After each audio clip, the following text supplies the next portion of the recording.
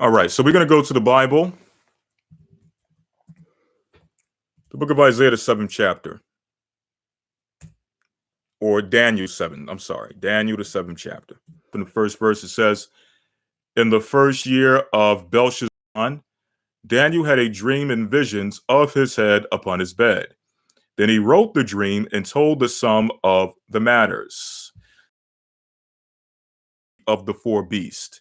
And we know that according to verse 17, if we jump down to verse 17 in Daniel 7, it tells us that these great beasts, which are four kings, which shall arise out of the earth. So by four kings, we're speaking about four empires, four kingdoms. To prove that, we're going to jump down again, just to kind of context to what we're reading, jumping down to verse 23 to show 17, right? This is the fourth beast of those four beasts mentioned in verse 17. It says that this shall be the fourth kingdom, not the fourth king, the fourth kingdom upon the earth, which shall be diverse from all kingdoms, and shall devour the whole earth, and shall tread it down, which came after the empire of context. But we're going to jump up to verse number, verse number 6. Oh. Verse number 6 tells us the following. After this I beheld, and lo, another, meaning another beast, or another kingdom, like a leopard, which had upon the back of it 4 wings of a fowl. The beast dominion was given unto it. So now, in order to get the interpretation of this prophecy, we're going to go into it has now become history.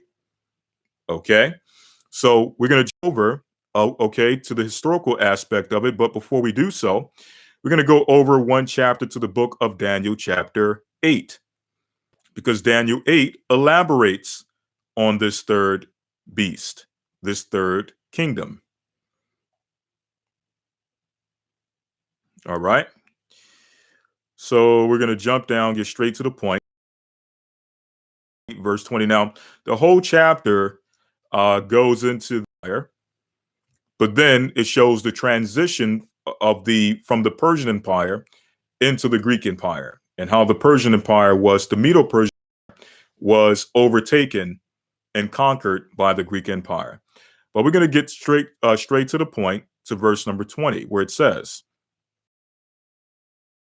which thou sawest having 2 horns, meaning 2 powers, or representing 2 powers, are the kings of Media and Persia. It's the symbolism referring to this, or representing this empire, a beast or a kingdom with two powers. All right. Daniel 7 makes mention of this as a bear raised up on one side. So it was an empire with 2 different nations, but one of those nations aspect of the empire, but nonetheless, they were a joint kingdom of 2 nations. The Medes being descendants of Japheth, when you go to the book of Daniel, and the Persians, believe it or not, are descendants of Shem. All right, so you have Japhite. A rough goat is the king of Grecia. All right, so when it says the rough goat is the king of Grecia, this is speaking about the kingdom of Grecia, not one individual, but the kingdom itself. It goes on to say, and the great horn that is between his eyes is the first king. Now, this king is in reference to one man. That one man being the first king of. So, okay, so getting back. Now let's go into the historical fulfillment of this kingdom or this prophecy. Okay, so what we established first is the fact that the empire, whose imposition against the nation of Israel sparked a rebellion, sparked the revolution, which in turn sparked this new celebration called the Feast of Dedication. This kingdom was prophesied in the Old Testament. Okay, now going to the book of Deuteronomy 28, because I mentioned earlier that Deuteronomy 28 contains prophetic curses which reoccur throughout Scripture, throughout different captivities. So we're going to go to one in particular, and we're going to jump around because in the lesson that was prepared, there are also mentionings or examples of prophecies in Deuteronomy or curses in Deuteronomy that were fulfilled through the Greek captivity. So going straight to one of the points I wanted to pull out, okay, in the book of Deuteronomy chapter 28, verse number 49, where it says, "The Lord shall bring a nation against thee from far, from the end of the earth, as swift as the eagle flieth, a nation whose tongue thou shalt not understand, a nation of fierce countenance, which shall not regard the person of old, nor show favor to the young." So this took place during the a few empires. Okay, we know, of course, that the eagle is a symbolization, okay, or is a symbol of the nation of Edom, where it says in the book of Obadiah, the first chapter, "Though thou exalt thyself as the eagle." So we know we have correlation, but also, and we see throughout, we know going back to the book of Genesis, the 27th chapter, and let's get it here. The prophecy given to in the book of Genesis chapter 27, verse 40, it says, "And by the so Esau would excel through warfare, and shall serve thy brother, who is Jacob. And it shall come to dominion," meaning what? That eventually he would break from the rulership of Jacob. He was under the rulership of Jacob for a short period of time, mainly under the rulerships of David and Solomon, and mainly through Solomon. I think after Solomon, he started to break free, as it makes mention in the book of 1 Kings, the 11th chapter. But Esau did serve Jacob for a short period of time in our history, but the utmost fulfillment have not yet been fulfilled. So it says, "And it shall come to pass when thou shalt have the dominion," showing that Esau would have empires. He would have dominions in the earth. He would not a few times, but eventually just disappear from the face of the earth. That would not become the case for Esau. He would gain rulership over the earth through, and we believe that that rulership begins with the Greek Empire under Alexander the Greek.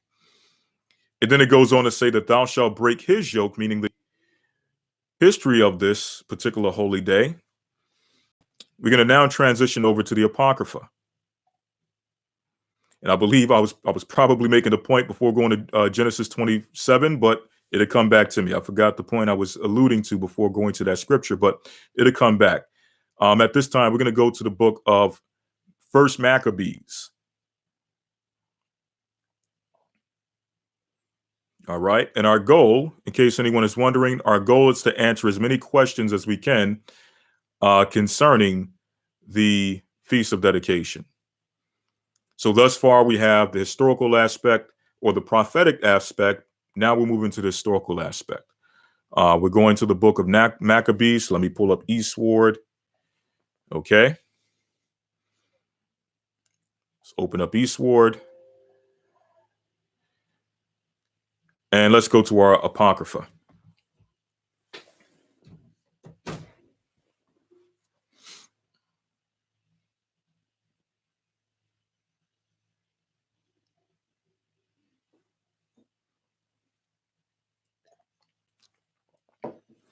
So we're opening up to the book of First Maccabees, the first chapter.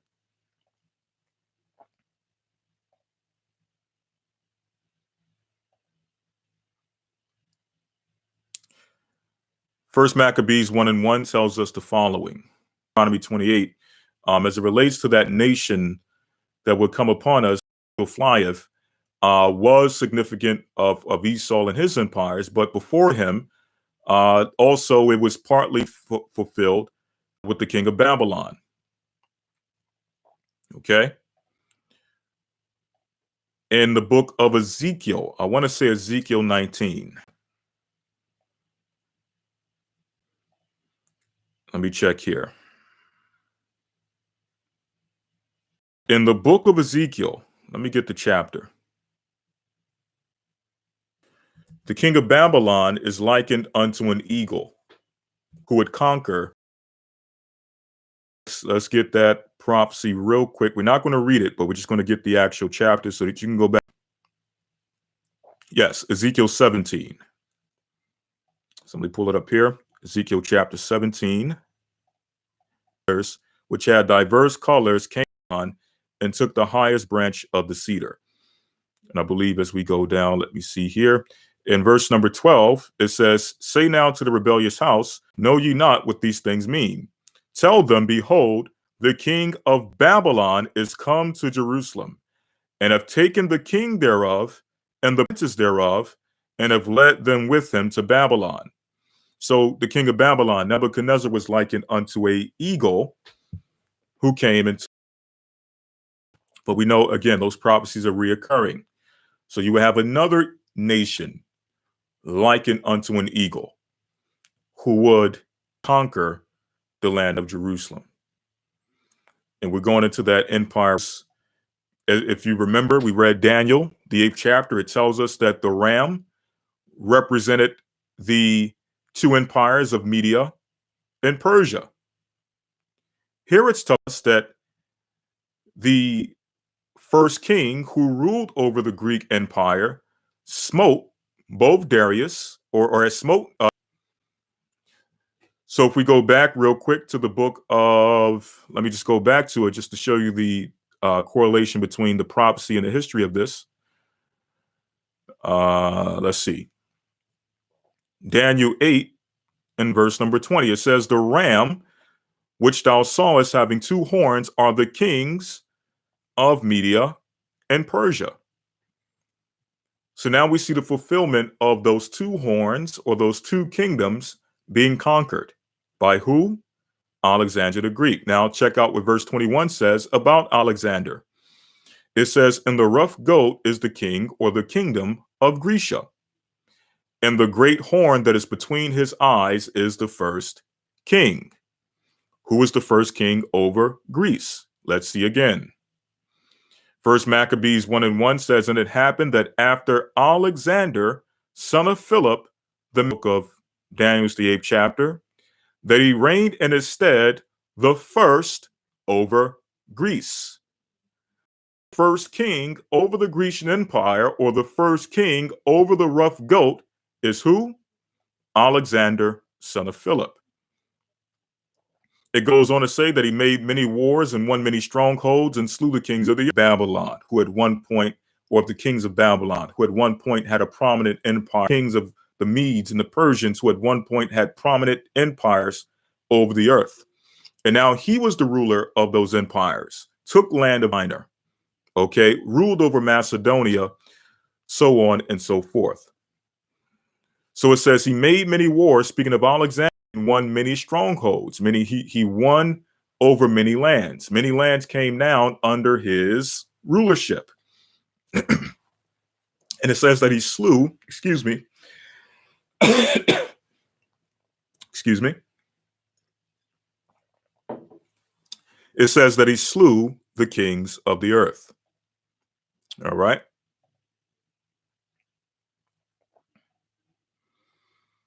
Make sure you're still with me. All right.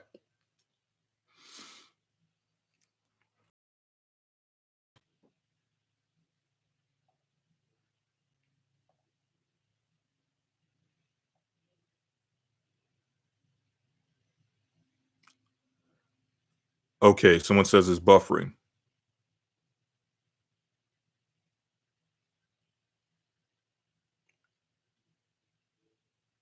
All right.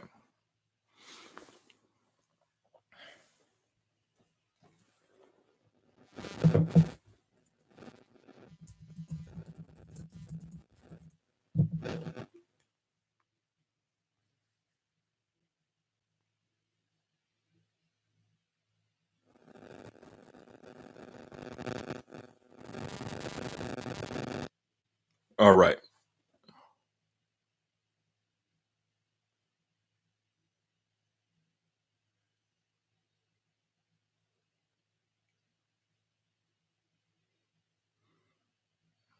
Okay, someone says they restarted YouTube and it's fine. Okay, can you see a picture? Okay, someone says it's clear at the moment. All right, so what I'll try to do to limit issues going forward is I'll limit the jumping back and forth of the share screen. Maybe I'll make sure that I keep that to a minimum. Someone says a lot of static.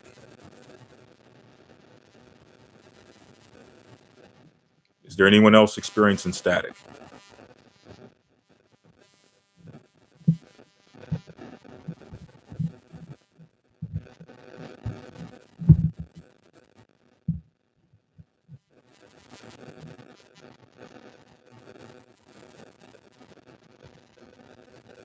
Okay, how about now?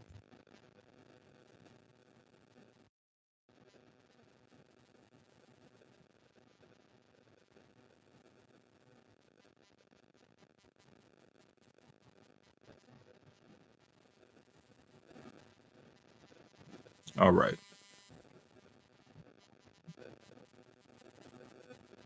One moment.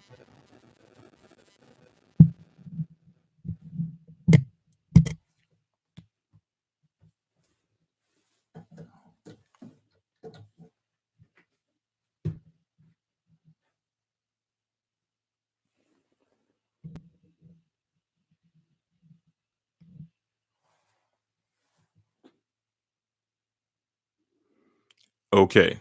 All right. I want to make sure it's clear. Someone says it's still staticky, experiencing a little static.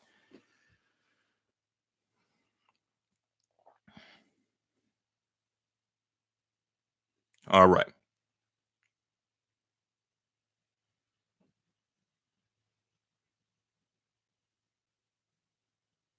Okay, it says no static now. Okay, wonderful. All right. So, all right. So getting back to the point, we're now going to the book of Maccabees. Okay. The book of Maccabees, the first chapter, and picking up in the second verse where it says, First Maccabees 1 and 2, it says, and made many wars, meaning Alexander, son of Philip, made many wars and won many strongholds and slew the kings of the earth. All right.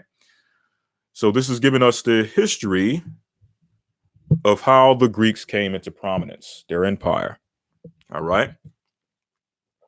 Now, it goes on to say in verse 3 and went through to the ends of the earth and took spoil of many nations, and so much that the earth was quiet before him, whereupon he was exalted and his heart was lifted up.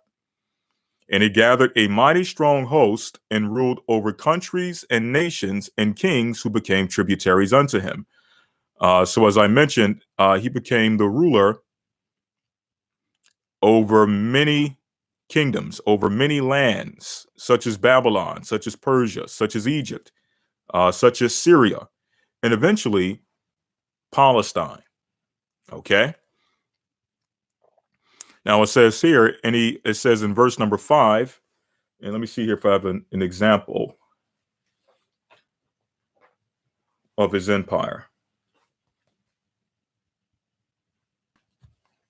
All right, so this is from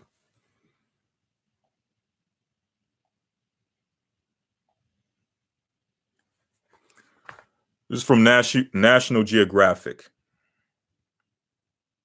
It says Atlas of the Ancient World. Okay. And in this book, it says here on page number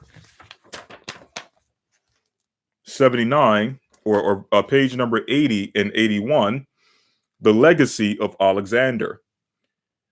Alexander the Great's routes of conquest and the territory he eventually controlled are overlaid here against the borders of today's countries.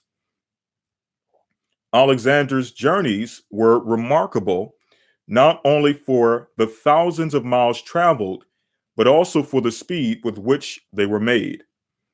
In just 7 years, he marched his troops from Macedonia to the Hindu Kush, battling his way through enemy cities and founding cities along the way. Right? So it says from Macedonia, where I'm going to put my finger here, to the Hindu Kush. It says in just 7 years, he was able to conquer all of this land. Okay? From Macedonia in Europe all the way to Hindu Kush in India. All right? So he had a vast empire, right? In a short period of time. And the Bible also prophesies that, okay, in Daniel's 8. And it speaks about it in the book of Maccabees. I believe in Daniel, it makes mention that his feet touch not the ground, showing the swiftness in which he was able to conquer lands and conquer countries and conquer kings. Okay? So going back to First Maccabees, it says in verse 5, and after these things he fell sick and perceived that he should die. So meaning after he conquered all of these lands, he fell sick, okay, and he knew that eventually he would die. Now going back to this record real quick, before I go to another one, here we see an image of Alexander. You see a depiction of Alexander. Okay, this is on page number 78 on National Geographic Atlas of the Ancient World.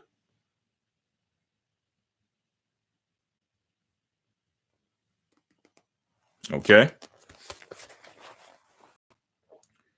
Now I'm going to another point concerning Alexander because it says that he fell sick and he perceived that he should die. All right. It's another book called Archaeology, Discovering the World's Secrets. And this is by Gaynor Aaltonen. Gaynor, Gaynor, Aaltonen, Aaltonen. So it says here on page number 146, and before I do that, here's another image of Alexander on a gold coin.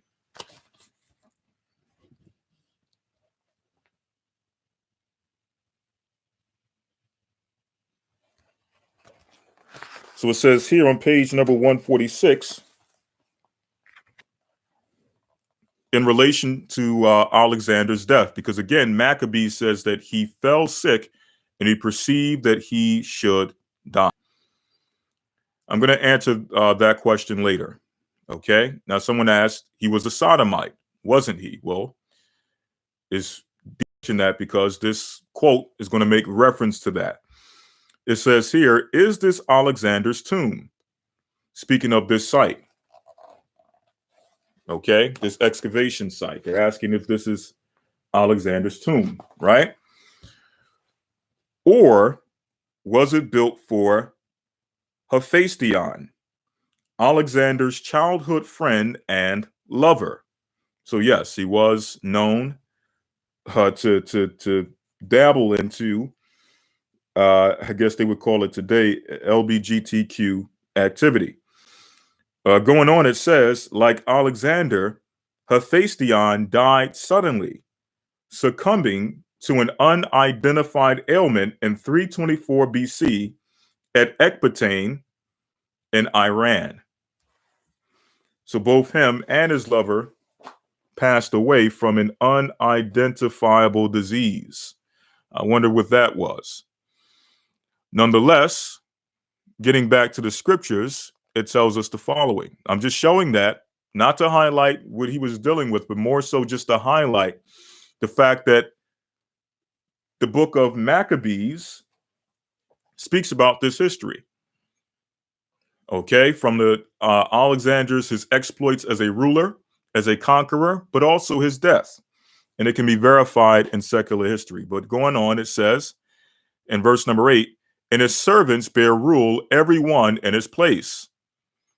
So those servants, you're going to find out when you go back to the book of Daniel 7, these are the four heads on the leopard. And they represent the four generals of Alexander. Now, there's one general in particular, or one family in particular, that we're going to focus on for today's lesson. Okay? I'm going to mention them in a few moments. It says here in verse number 9, and after his death, they all put crowns upon themselves, speaking about his four generals.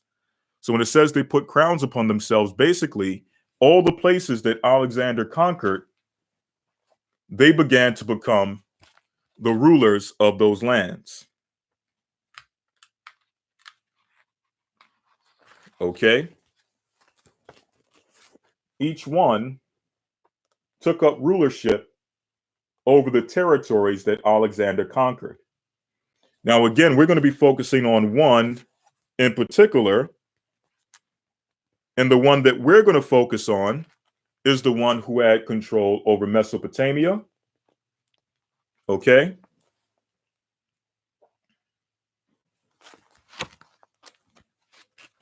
All right, this area here, Syria, okay, which is here, Damascus, Syria. And also he took control of this area here, right by the Mediterranean. Okay, that's the land of Israel.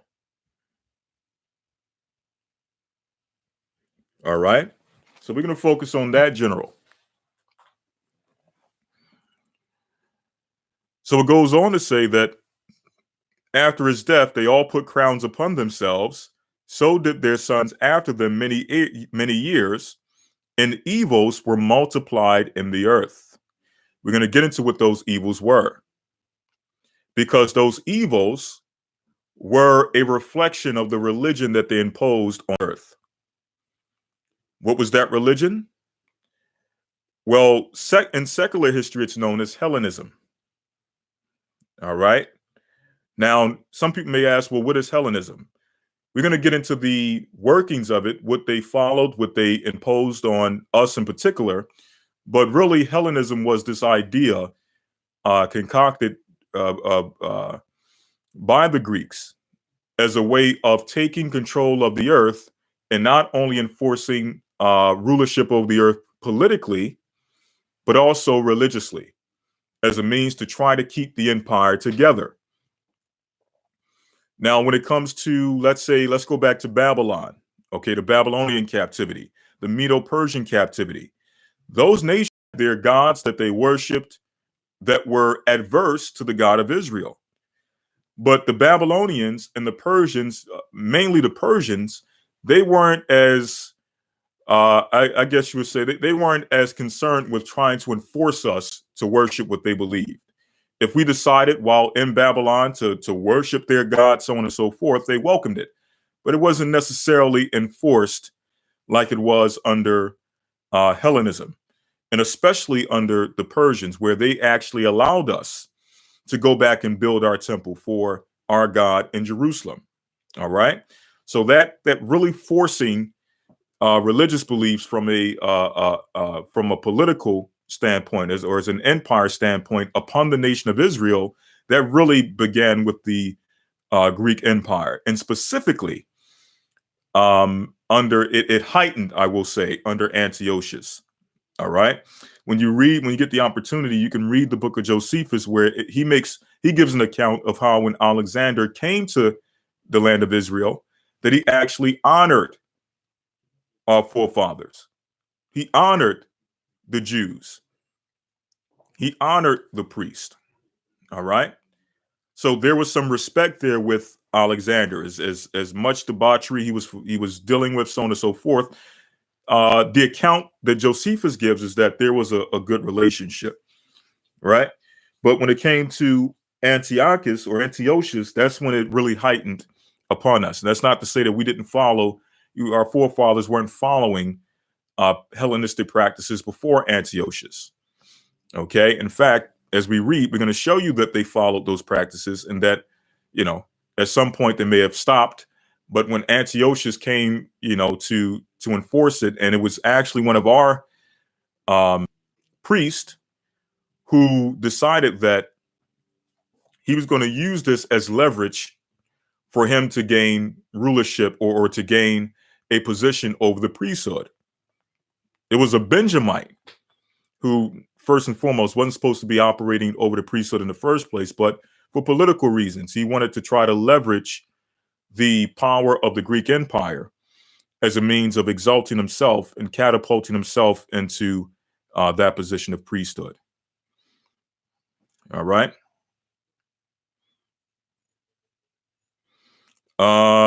Again, I'm just checking. I want to make sure you all are still with me. All right. Okay.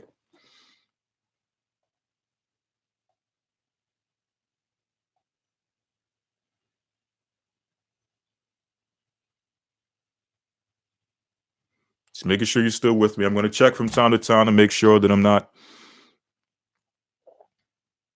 Okay. Okay, good.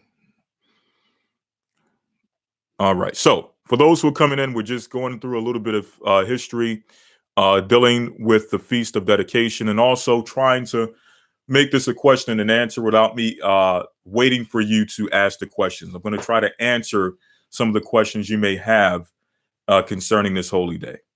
Okay, this holiday. So going back to First Maccabees, the first chapter and the 10th verse.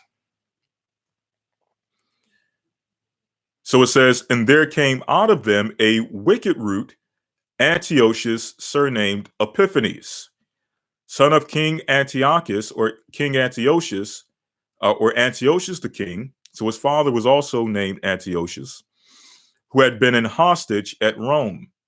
And he reigned in the 137th year of the kingdom of the Greeks, meaning 137 years after Alexander's conquering, Antiochus Epiphanes sprung up. Okay. And it says, there came out of them, meaning out of the Greeks, but more specifically, out of one of the families of the four generals. That family being the family of the Seleucids. And the Seleucids, as I mentioned earlier, they had rulership over Mesopotamia, rulership over Syria, and also their rulership reached over into the land of Israel. Right?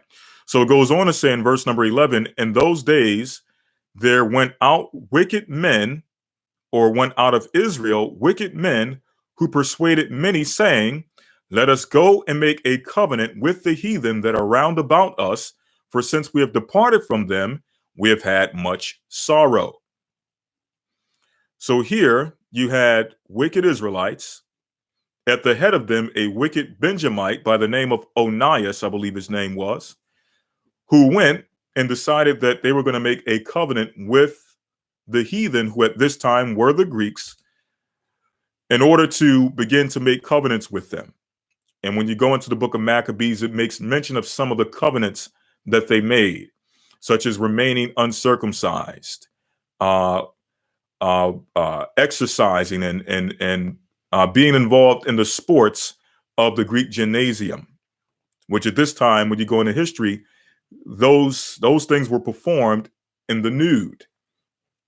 So people would be operating naked in these performances, wrestling and doing all these things, these things that you couldn't imagine, or performing these particular sports in the nude. Okay, like barbarians, like, I guess you would say, like heathen. Okay, so it goes on to say that In verse number 7, it says, or verse number 12, it says, so this device pleased them well. Then certain of the people were so forward therein that they went to the king, who gave them license to do after the ordinances of the heathen. Now adopting practices, which you're going to find out that these are the same practices that were being imposed through Hellenism. So we welcomed it. Okay. We welcomed our at this time, one of the guys who had aspirations to be a leader, to be a priest, welcomed it. And he got other people involved in this in this desire to take on Greek customs, right? And it reeks of some of the things that we saw during the civil rights movement. Even though we understand that a lot of our people, they were, you know, their heart was in the right place with many of our people involved in that time period.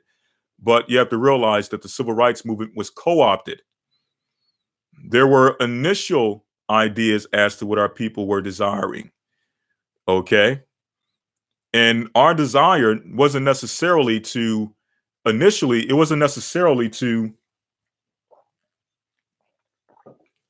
join in with the other nations on a, I guess you would say, on an everyday, I guess, social level. That wasn't the plan. It was more so to have civil rights, to be considered as an equal human being, and to also have the same opportunities to create for ourselves the same way the other nations were able to create for themselves. That was the initial idea, but it was co-opted because you had people who had their own agendas, their own lust, and they used the civil rights movement as a vehicle to propel their lust, which then made it now this thing of joining hand in hand and being able to operate in the same establishments with other nations and be in the same restaurants, not because that would end our problems, but because that now gave people access, those who had lust and things of that nature, it now gave them access to what they wanted, okay, from the other nations, okay, either monetarily, sexually, okay, and otherwise. But really, our desire was to be able to, you know, be considered equal and have equal opportunities, not just to work alongside, but to have the opportunity to actually create business for ourselves, where now we are, you know, the voice of the community, and we're able to now create businesses on that level, which we were able to do even before the civil rights movement. Okay. But moving on, it goes on to say in verse number 14, whereupon they built a place of exercise at Jerusalem according to the customs of the heathen. And of course, when we bring this out, some people may ask, well, is it okay to work out? Is it okay to go to the gym, so on and so forth? And the answer is yes. There's nothing wrong with going into the gym. But again, you have to realize that these things were coupled not with just working out and sports activities. It was coupled with the nudity, coupled with the worships and the honors of the Greek gods, so on and so forth. And even there, you see traces of that. What happens when people go to the gym? They have this urge to get as naked as possible without being actually, if that makes any sense. All right. But again, if you want to go out and work, pump some iron, so on and so forth, whatever you do at the gym, there's nothing wrong with that. So I want to make that clear. Verse number 15 says, and made themselves uncircumcised and forsook the holy covenant and joined themselves to the heathen and were sold to do mischief. Now, a precept we have here is the book of Jeremiah, the 10th chapter, in the first verse, where it says, hear ye the word of the Lord, hear ye which the word of the Lord speaketh unto you, O house of Israel. Thus saith the Lord, learn not the way of the heathen, which is the key point. We were commanded to learn not the way of the heathen. All right. And then it goes on down to verse 4, giving you the custom of the Christmas tree. And this is important because in the same month, around the same time that everyone is getting into the holiday spirit for the holidays of this world, we have a holiday, right, within our particular Bible, within our customs, within our history, which is actually about separating from the worships of the nations, separating from the practices of the Gentiles. Whereas this holiday, even though it's been commercialized and there's really no one really even cares about the quote unquote the spiritual veneer of the holiday called Christmas, they're more so into the commercial aspect of it. But at one point, it did have a commercial veneer or a spiritual veneer, a Christian veneer, if you will, where people would say, well, it's about Christ. He's the reason for the season, even though Christmas really has nothing to do with Christ. People would at least try to, market it as a Christian holiday, okay, or present it as a Christian holiday. All right. But getting back to the point I was making is the fact that this holiday is about joining.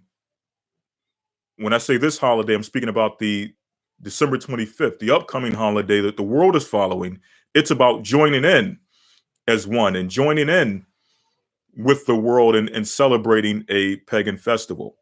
Whereas this holiday, the Feast of Dedication, is about separating from that pagan or separating from the pagan practices that were imposed upon us during the Greek Empire. Okay. Now, some people may be asking, well, what about my family who's going to be celebrating Christmas, so on and so forth? How can I, as we were mentioning in a radio show, how can I get them from that table, okay, which the Bible says, the things which the Gentiles sacrifice, they sacrifice to devils and not to God. You cannot eat at the Lord's table and also at the table of devils. So the question is, how do I get them from the devil's table to the Lord's table? And if we have time, we'll go into that also. Okay. But getting back to the point, jumping back to the book of Maccabees, chapter 1 Maccabees 1 and 20. All right. Just making sure everything is still okay. Good. Right. So going on to verse number 20, it says, and after that Antiochus or Antiochus had smitten Egypt, he returned again in the 143rd year and went up against Israel in Jerusalem with a great multitude. So this is an example of even though you may have a situation where you have two Idumean or two Greek generals who operated under Alexander, okay, or two families who were descendants of Alexander, but yet one of those families, that being Antiochus, actually went to war against another one of those Greek families, being the Ptolemies, and wanted to take over the dominion or the land of the Ptolemies, which was Egypt. Okay, so it shows that there is infighting even amongst Edom and their rulership, so on and so forth, amongst these empires. Okay, so it goes on to say that in verse number 21, or in verse number 20, it says that he returned in the 143rd year and went up against Israel in Jerusalem with a great multitude, and entered proudly into the sanctuary and took away the golden altar and the candlestick of light and of all the vessels thereof. Now, the candlestick of light is what we call, or what is called today, mainly in Orthodox Judaism or mainstream Judaism, whatever term you want to use, the menorah. Okay, the candlestick of light. Some people may ask, is it okay to have a menorah? The answer to that is that's one's prerogative. If you want to have a menorah, that's fine. Just make sure you don't have a menorah with the six-pointed star on the stand. Sometimes you'll have the menorahs and they'll have a six-pointed star engraved either on the stand or somewhere on the menorah. So that's fine. But we also understand that Christ and those seven angels over the seven churches they are now our candlestick of light. They are our representation of a menorah, if you will. The third question, or the second question many people may have is the menorah necessary for the celebration of the Feast of Dedication? And this question may come from the idea that you may see, again, mainstream Judaism, you may see them with the seven candlesticks, okay, and every day for the day of dedication, or what they call the Feast of Lights, they're lighting a candle. And ask, well, is that in the story of Maccabees? Well, in case I'm not able to answer this or come back to this later, the answer is no. They do not get that from the story of Maccabees. It's a custom that I don't know where they got it from. I'm pretty sure if we just pulled up a web page right now, that'll probably explain where they got it from, but we don't have time for that. We just know that it's not necessarily in the Bible. The Feast of Lights, not necessarily in the Bible. Not, it's more so their tradition in dealing with the story of Maccabees than the actual story itself. Nowhere in the story is there a lighting each day of 8 candlesticks. Okay. And the the other stories and legends they have behind that. So that's not necessarily in the story of Maccabees. All right. While it's mentioning the candlestick of light, someone may also mention, well, I'll deal with that later. I'll deal with Hanukkah a bit later. All right, but jumping down, okay, it just goes through the distress that our people were under this empire. Jumping down, it goes to verse number 41. It says, moreover, King Antiochus wrote to his whole kingdom that all should be one people. So now this is getting into the religious aspect of the empire. Okay, the Hellenism. Right? Now the word Hellenism goes back to the word Hellas, which is an ancient name or one of the ancient names for the land of Greece. Okay? So one of the names for Greece was Hellas, and the inhabitants were called Hellenes. Our people, or anyone outside of the Greeks who were not, naturally of that stock, who adopted their religion and adopted the ideology that we're about to read, were referred to as Hellenists. Just the same way today, someone, if they adopt it, regardless of their nationality, if they decided to become what the world calls a follower of Christ, they would be collectively referred to as Christians, regardless of nationality. If you were, regardless of nationality, to follow the teachings of Muhammad and so on and so forth, you would be called a Muslim. Okay, so that's what Hellenists are, or Hellenists were. They were pretty much any nation outside of the Greeks who adopted the Greek way of life. Now, the Bible gives us the history of Hellenist and Hellenism from the eyes of the Israelites and how it affected the Israelites. Okay, those of us who adopted the ways of the Greeks, language and customs, so on and so forth, we were also referred to as Hellenists. Okay, so going on, it mentions here in verse number 43. Yea, also, it says, 42, it says, 1 Maccabees 1:42, and it should leave his laws.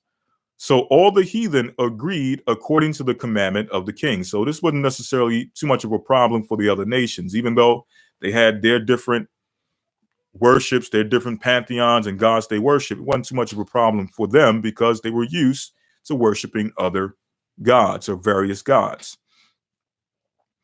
Verse number 43 says, yea, many also of the Israelites consented to his religion and sacrificed to idols and profaned the Sabbath, for the king has sent letters by messengers unto Jerusalem and the cities of Judah that they should follow the strange laws of the land and forbid burnt offerings and sacrifice and drink offerings in the temple, and that they should profane the Sabbaths and festival days and pollute the sanctuary and holy people.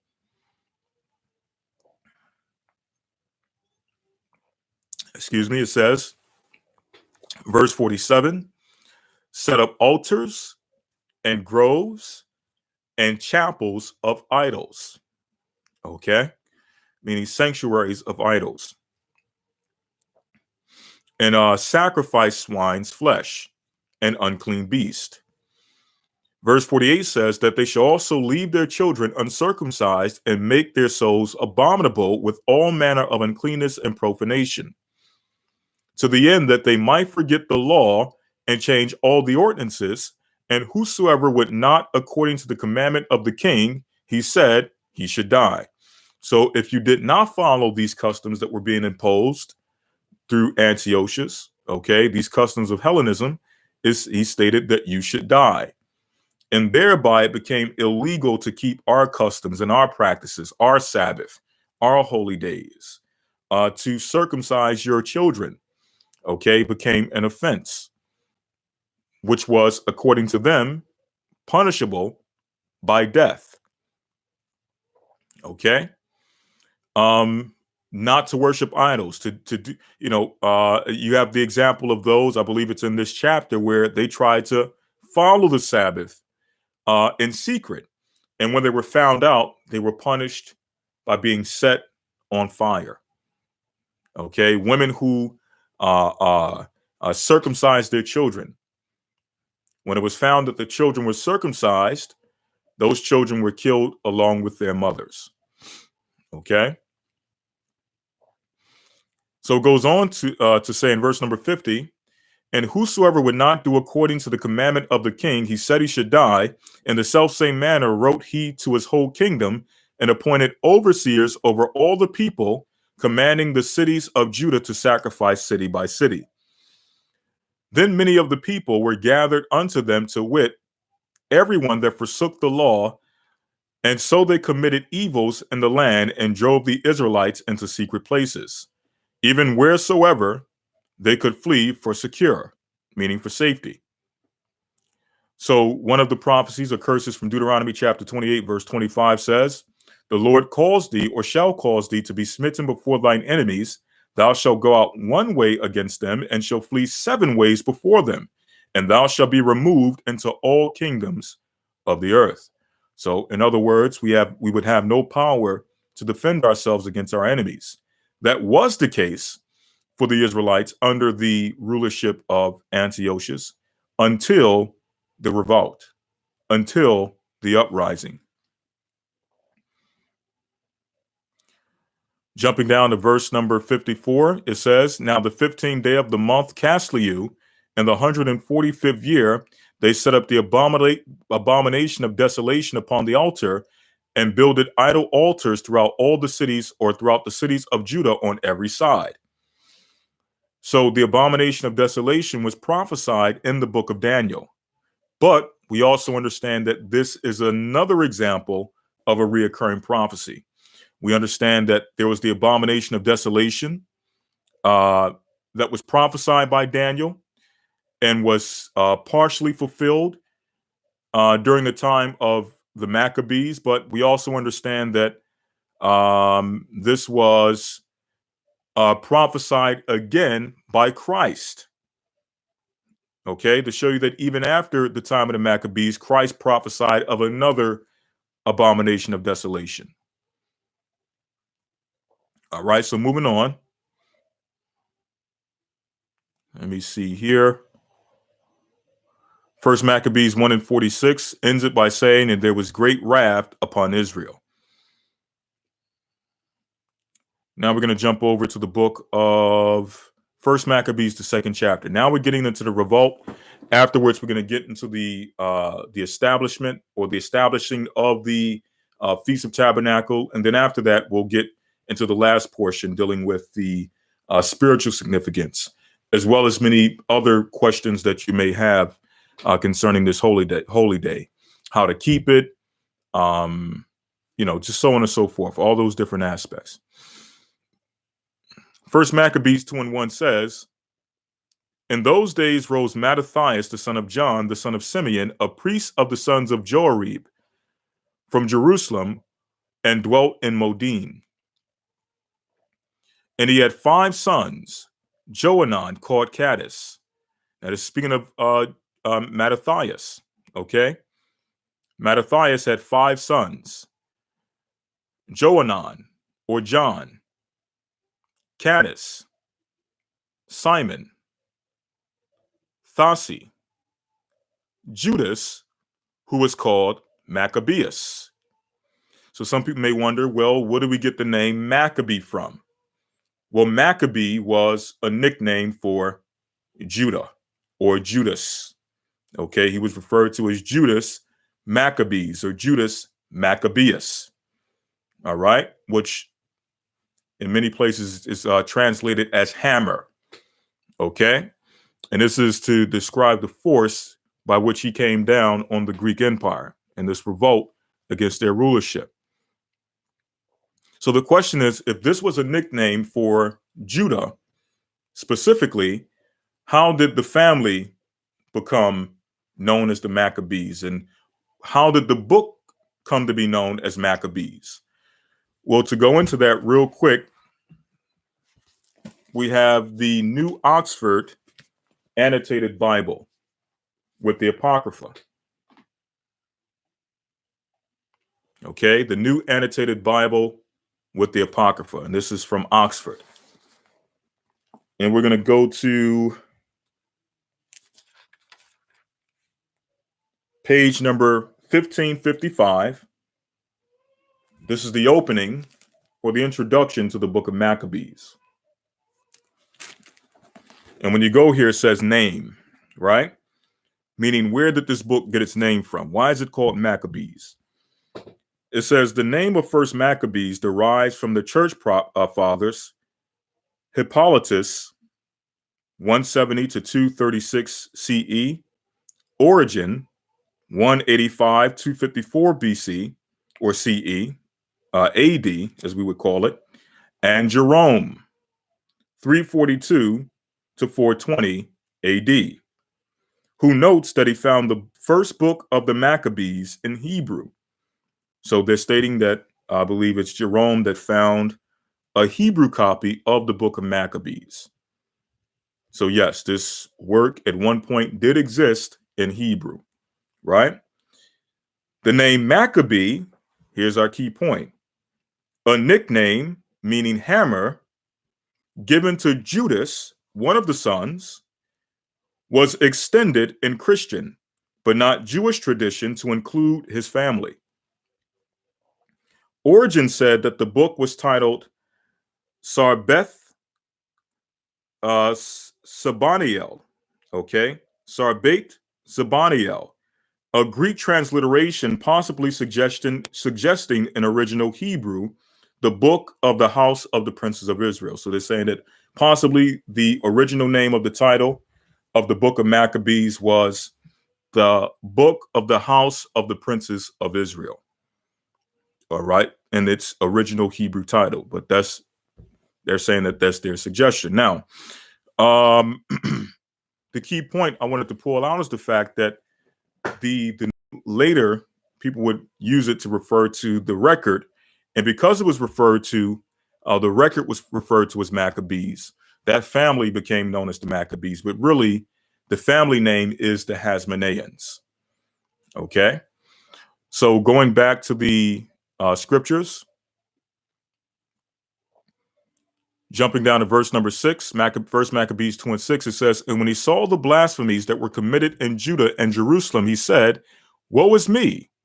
Wherefore was I born to see the misery of my people and of the holy city, and to dwell there, when it was delivered into the hand of the enemy, and the sanctuary into the hand of strangers.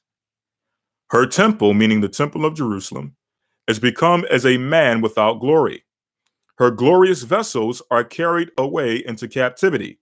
Her infants are slain in the streets, her young men with the sword of the enemy. What nation have not had part in her and gotten her spoils? Which is something we mention all the time. All nations have benefited from the captivity of the nation of Israel. Verse 11 says, all her ornaments are taken away. Of a free woman she has become a bondslave. And behold, our sanctuary, even our beauty and our glory, is laid waste, and the Gentiles have profaned it. To what end, therefore, shall we live any longer? Then Mattathias and his sons rent their clothes and put on sackcloth and mourned very sore. Now, we're not going to read the whole story of the revolt. For those who would like to actually read a summary of the revolt, and of course, fact-checking the information in the book with the book of Maccabees, with Josephus and other records, historical records, which make mention of the revolt. You can go to the book Judea Trembles Under Rome by Rudolph R. Windsor. We're in this book from page number 17, chapter 1, all the way through, let's see here, all the way to about page number 22. He gives a summary of this revolt. Okay, so you can read this if you want to just do a summary, but also remember you want to always fact check it with Maccabees, Josephus, and other historical records which make mention of the Maccabean revolt. But now getting to the actual establishment of the Feast of Tabernacles, or the Feast of Dedication. First Maccabees chapter 4 verse 1 says,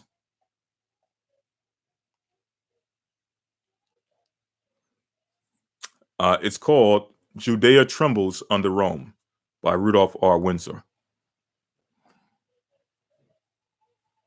All right, First Maccabees 4:1 says, Then took Georgius 5,000 men and 1,000 of the best horsemen and removed out of the camp by night, to the end that he might rush in upon the camp of the Jews and smite them suddenly, and the men of the fortress were his guides. Now when Judas heard thereof, he himself removed, and the valiant men with him, that he might smite the king's army, which was at Emmaus. While as yet the forces were dispersed from the camp, in the mean season came Georgius by night into the camp of Judas, and when he found no man there, he sought them in the mountains, for he said, These fellows flee from us. But as soon as it was day, Judas showed himself in the plain with 3,000 men, who nevertheless had neither armor nor swords to their minds. And they saw the camp of the heathen, that it was strong and well harnessed, and compassed round about with horsemen, and these were expert of war, speaking about the army of the Gentiles, the army of the Greeks. Then said Judah to the men that were with him, Fear ye not their multitude, neither be ye afraid of their assault. Remember how our fathers were delivered in the Red Sea, when Pharaoh pursued them with an army. Now therefore let us cry unto heaven, if peradventure the Lord will have mercy upon us, and remember the covenant of our fathers, and destroy this host before our face this day. That so all the heathen may know that there is one who delivereth and saveth Israel. And we know his name is Ahiah. Verse number 12 says, Then the strangers lifted up their eyes and saw them coming over against them. Wherefore they went out of the camp to battle, but they that were with Judas sounded their trumpets.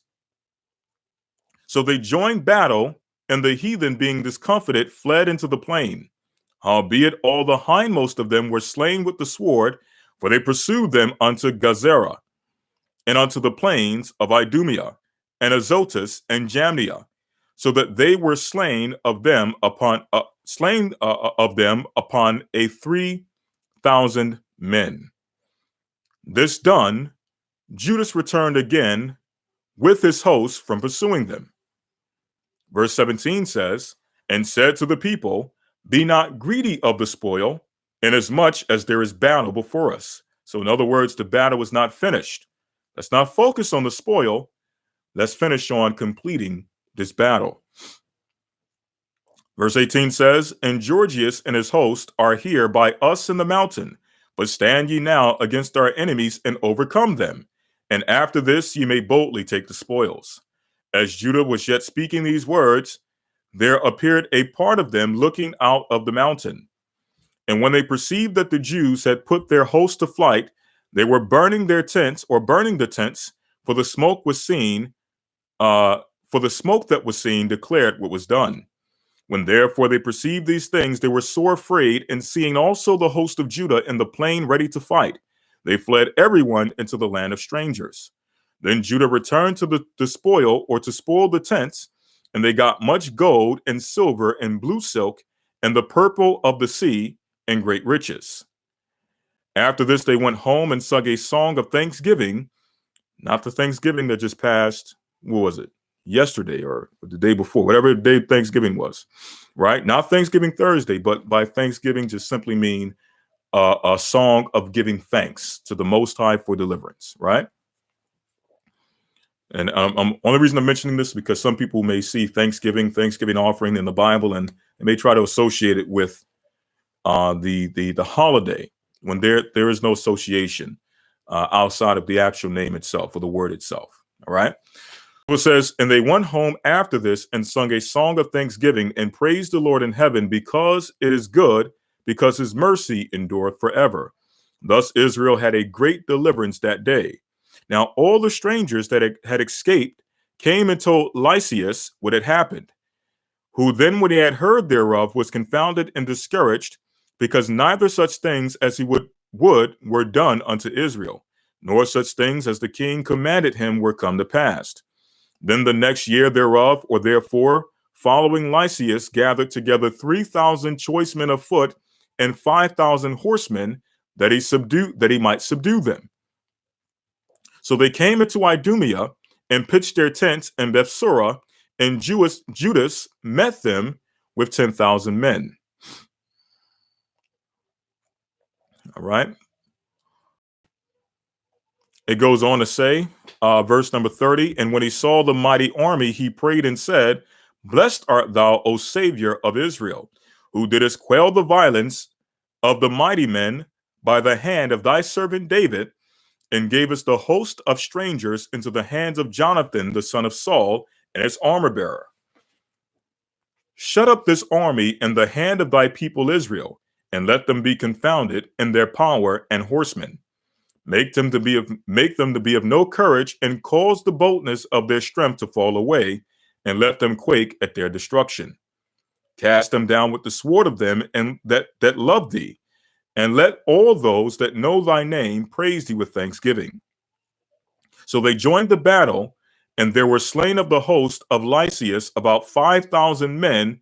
Even before them they were slain.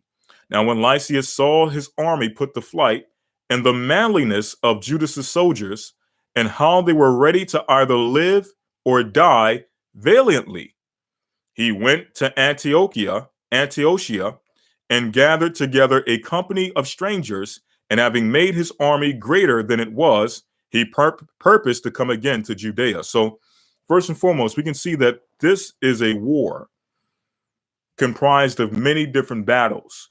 It wasn't like there was just one battle in which we put them to flight and that was it. We would put them to flight in one battle, and they would come back with more men. Put them to flight again. They would come back a year later, okay, with more men ready for war. We would put them to ready for battle. We would put them to flight in one battle, and they would recoup and try to come back for another battle. So this was a war comprised of many different battles with men who weren't necessarily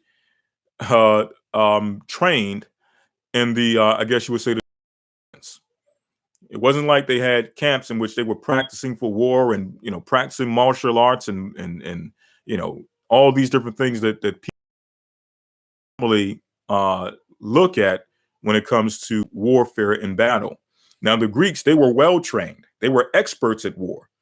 In fact, hey, they became conquerors of the earth through their expert warfare. But with us, it was mainly the spirit of the Most High. Now, of course, these were valiant men of courage, okay, who were willing to stand and be used by the Most High to win these wars. But they weren't necessarily as trained in the traditional sense, if you understand what I'm saying. Okay, so it goes on to say in verse number 36, then said Judas and his brethren, behold, our enemies are discomfited. Let us go up to cleanse and dedicate the sanctuary. Now that word dedicate, believe it or not, is where we get the term Hanukkah from, or Hanukkah from. It's simply a word meaning dedicate. For an example, when you get the opportunity, look up the name of Enoch. The name Enoch in Hebrew is Chanakh, which means dedicate, okay, or dedicated. Hanukkah is the feminine form of Chanakh or Enoch. Both mean dedicated, one masculine, one feminine. Okay. So that's where the term Hanukkah comes from. So when you hear that, understand that the word itself is not evil. It's not, some sinister plot of the Jews to try to create their own holiday. Hanukkah is actually a Hebrew word which is related to the Feast of Dedication. Okay? But we will say that there are practices within current day, the current celebration of Hanukkah that necessarily don't go back to the Bible. Okay? When you see people playing with a dreidel and you see people lighting candles and all those different things, those don't necessarily go back to the actual biblical story of the Maccabees and the rededication of the temple. These are more so practices that Jewish people picked up through time. All right? They picked these up through time and made them customs within, their celebration. All right? Verse number 37 says, upon this, all the hosts assembled themselves together and went up into the Mount Zion. And when they saw the sanctuary desolate, and the altar profaned, and the gates burnt up, and the shrubs growing, and the courts as in a forest, or in one of the mountains, yea, and the priest's chambers pulled down, they rent their clothes and made great lamentation and cast ashes upon their heads, and fell down flat to the ground upon their faces, and blew an alarm with the trumpets, and cried toward heaven. Then Judas appointed certain men to fight against those that were in the fortress until he had cleansed the sanctuary. And he chose priests of blameless conversation and such as had pleasure in the law, and bear out the defiled stones into a unclean place. And when they were consulted, or as they consulted what to do with the altar of burnt offerings, which was profaned, they thought it best to pull it down, lest it should be a reproach to them, because the heathen had defiled it, wherefore they pulled it down, and laid up the stones in the mountain of the temple in a convenient place, until there should come a prophet to show them what should be done with them. Then they took the whole stones according to the law, and built a new altar according to the former. And they made up the sanctuary and the things that were within the temple, and hollowed the courts, and they made new holy vessels. And in the temple they brought the candlestick and the altar of burnt offerings and of incense and the table. Now, jumping down to verse number 52, 1 Maccabees 4:52, it says, and on the 5th and 20th day of the 9th month, which is called Casliu, in the 148th year, they rose up betimes in the morning, meaning often, or early in the morning, okay? Verse number 53 says, and offered sacrifice according to the law upon the new altar of burnt offerings, which they had made. Look at what time and what the heathen had profaned, and what day the heathen had profaned it. Even in that was it dedicated with songs and cisterns and harps and cymbals. So meaning in the same day, years prior, or I believe maybe a year prior, Antiochus profaned the temple. Now here it is. Here it is. A year later, in that same day, it's being rededicated. The temple is being cleansed. We're giving up prayers to the Most High for conquering the enemies and being able to rededicate His temple and offer new sacrifices and build a new altar and all those things that we did in rededicating and preparing the temple for worship.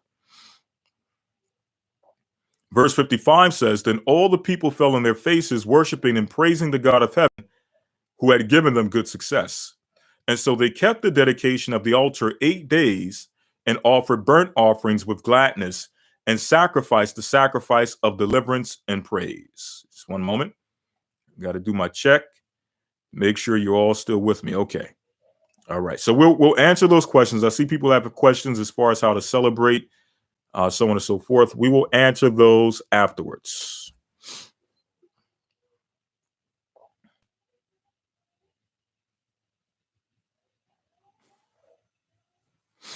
Just one moment.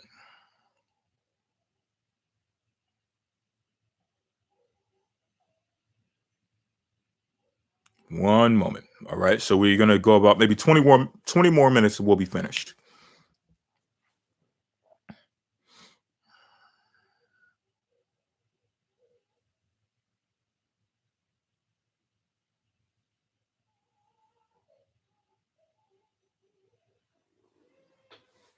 All right. So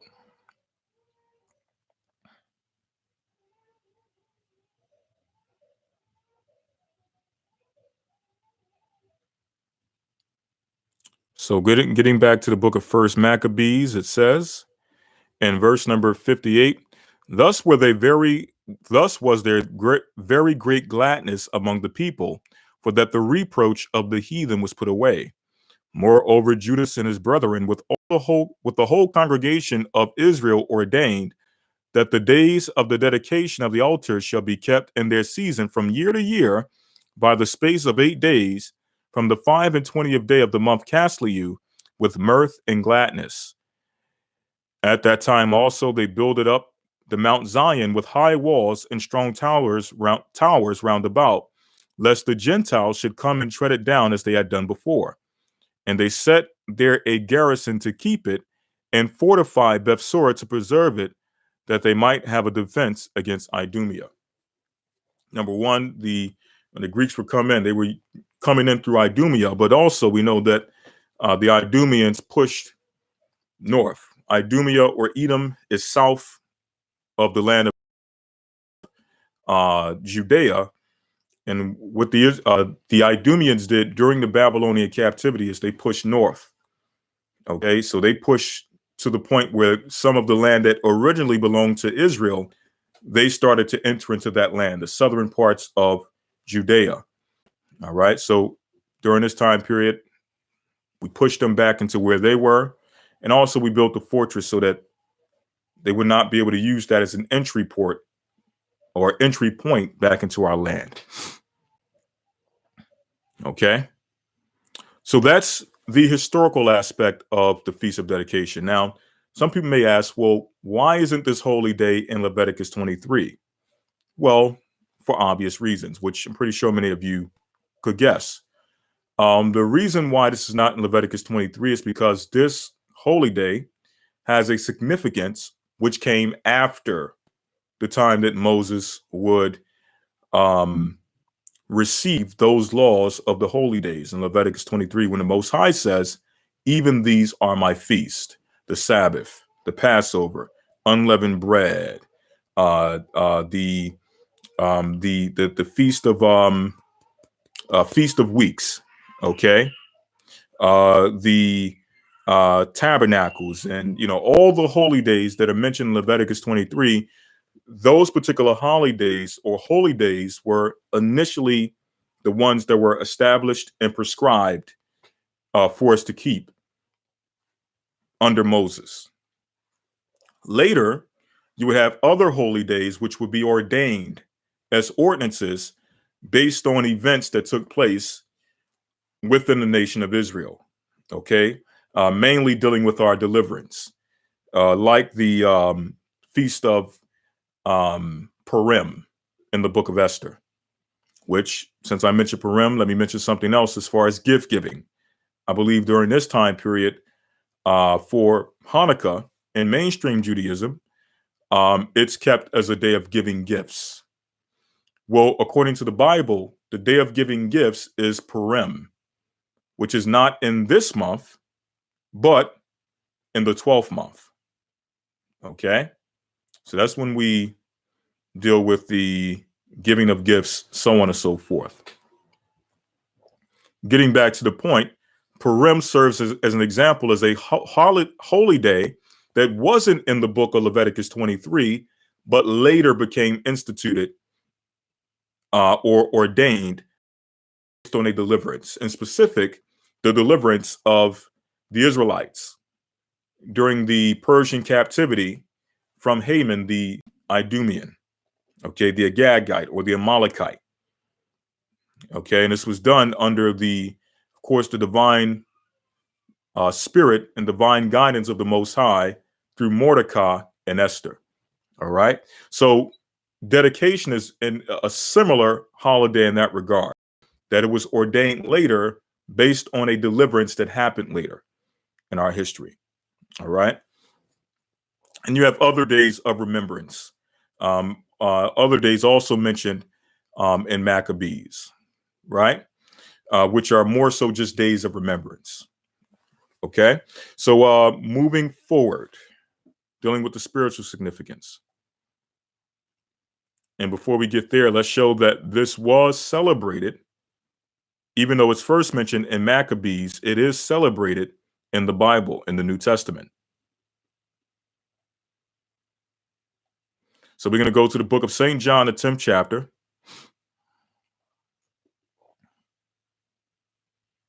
And let's go down. St. John chapter 10. Let's see here. St. John chapter 10, verse 22, it says, "And it was at Jerusalem at the feast of dedication." I'm going to read that again. "And it was at Jerusalem, the feast of dedication, and it was winter." Okay. "And Yeshua walked in the temple in Solomon's porch." So Christ was present at the feast of dedication, at the same temple that was rededicated on the first celebration of the dedication, going back to the book of First Maccabees chapter 4. Okay. So what is the spiritual significance, if any? Well, we mentioned earlier, I'm going to read one scripture, and I'm going to just go on for about maybe 15 minutes answering various questions before we close out. But let's go to the book of 1 Corinthians chapter 3 and 16. 1 Corinthians 3:16 says, "Know ye not that ye are the temple of God, and that the Spirit of God dwelleth in you? If any man defile the temple of God, him shall God destroy, for the temple of God is holy, which temple ye are." So now that we understand that we are God's temple, we must now do what? Let's go to Romans chapter 12, verse 1.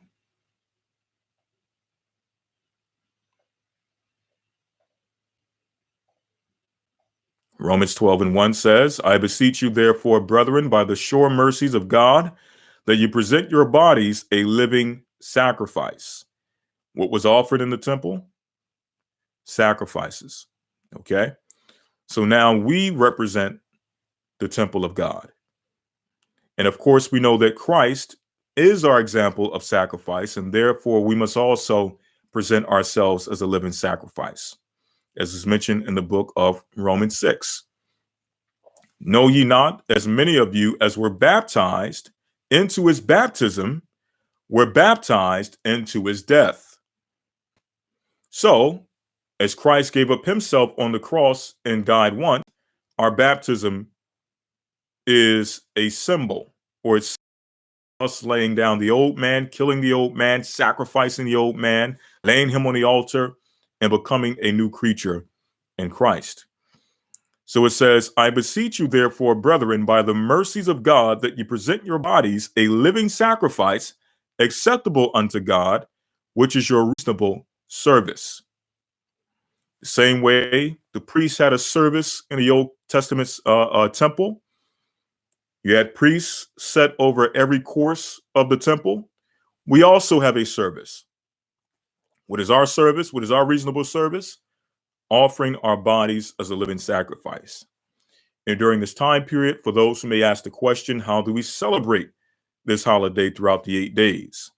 Well, the first day we tend to celebrate as a Sabbath, okay, as well as the 8th day. In between that, for those who may ask, are all 8 days a Sabbath, or do we keep all 8 days as Sabbaths? The answer is no. Okay. What do we do during these 8 days? Well, if it is a feast of dedication and we are the temples of God, as the temple was dedicated during the time of the Maccabees, that we must also reflect on our lives, reflect on our walk, in our attempt to dedicate ourselves to the Most High. Not that we don't dedicate to ourselves to the Most High all year round, or that we're not supposed to dedicate ourselves to the Most High all year round, but this holy day is actually specifically giving us that time period to reflect. Similar to the Day of Atonement, where we're giving that time to fast and reflect. Okay? So now, opposed to just the festivities and just the celebration, which is good, okay, all of those things are congruent with the celebration of the Feast of Dedication. But the key part is the reflection, rededicating yourself to the Most High. Okay, rededicating your walk. If you need to during this time period, pull out your journal, pull out your notepad, write down things you want to, work out within yourself, and reflect on how you can either work on those things, if these are things that you have worked on in the past, if these are things you want to get better at, okay, write those things down. Write down goals and things you want to do in order to, not just reflect, but actually put into action how you want to serve the Most High in a new and a living way from year to year, so on and so forth. All those things, just write them down and pray that the Most High be with you and strengthens you throughout the year to fulfill your goals for this time of dedication. That's just one thing you can do. Of course, there's a million things you can probably do and think of on your own, activities and things you can do to make this a delight. As Isaiah says, making the Sabbath a delight. Pretty sure there's many ideas you can come up with, but that's just one of many. Okay. Is it a double Sabbath? Well, today is a Sabbath, and at sundown, we enter into another Sabbath. Okay, so in that regard, yes, it is a double Sabbath. Okay.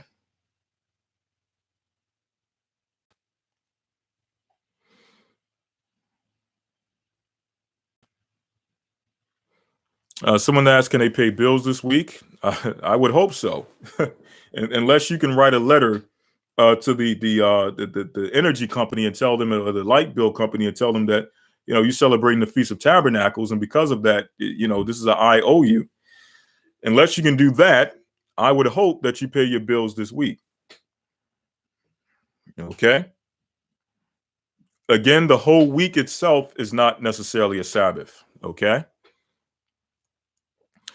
Someone says, like a New Year's resolution, similar, but we know that the New Year's revolution is not necessarily a new year, but the same concept.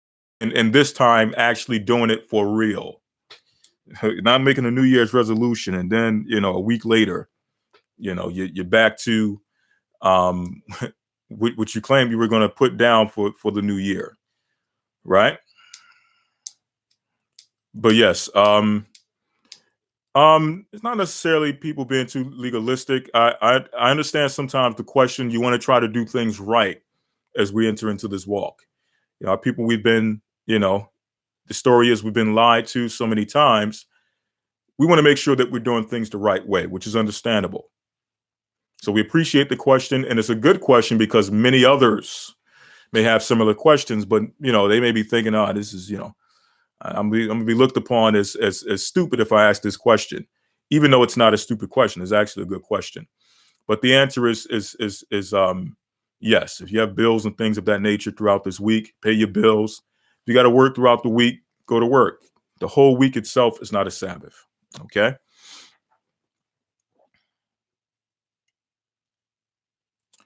Are we allowed to fast? That's between you and the Most High. But this particular holy day, as we read in Maccabees, was a day more so given over festivities and feasting and remembering how we rededicated the temple to the Most High. Okay.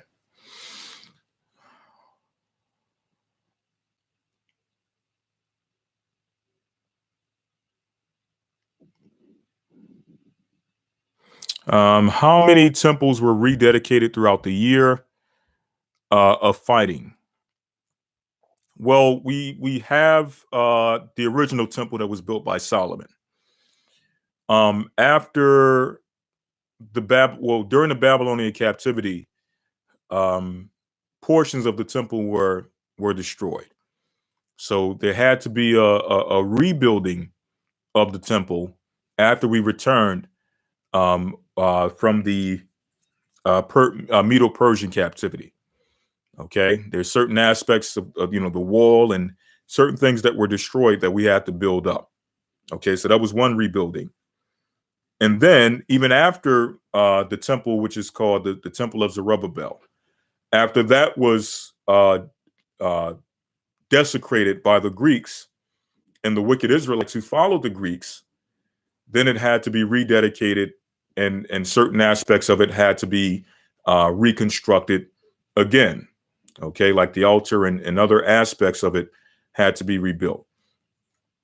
Then during the time of Herod, I guess you would say, he remodeled the temple and magnified it and made it this beautiful.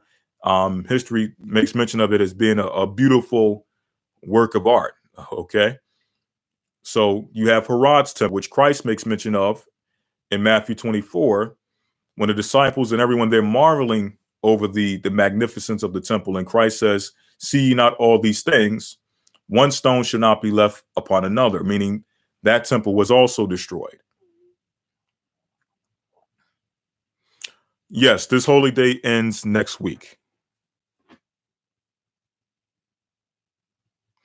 Can you please clarify the elders talk about Thanksgiving and us partaking in that feast with a purpose? Yes. First and foremost, we weren't necessarily saying that, just go out and celebrate Thanksgiving just for the sake of getting yourself a plate of food. Okay. What we're saying is that, listen, you have family members who are still in the dark, who don't have any knowledge of the truth. And these are the times of years, these are the times that they are afforded in a society to be able to actually come together as family and deal in feasting and festivities and so on and so forth. So if you're like Paul mentions, and as Paul actually did in ancient times, having to go into the idol's temple and having to go into different places for the sake of converting brothers and sisters. Okay. If you're in that particular situation where you've been called to minister to someone who you know is going to be present there, who you may not be able to actually have access to or deal with any other time of year, whatever the case may be, then in those situations you would use grace to be able to get to that person, not necessarily just celebrating just to get a plate of food or different things that people make excuses for. The ultimate goal is the winning of the souls of our brothers and sisters, regardless of where they are. Okay.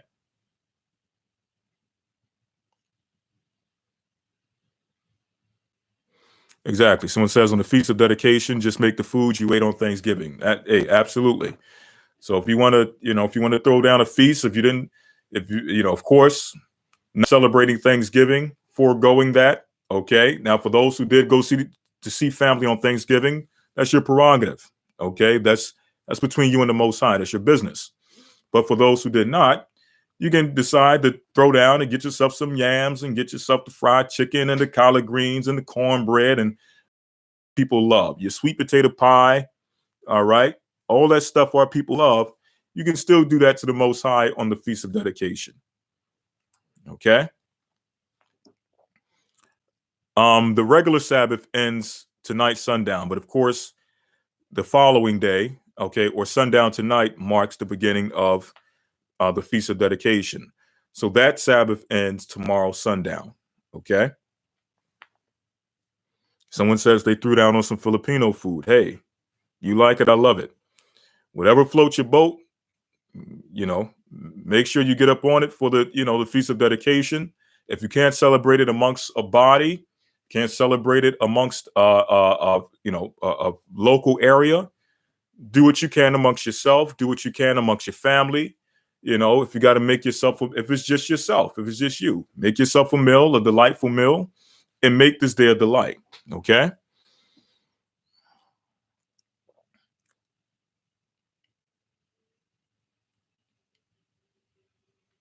Yes.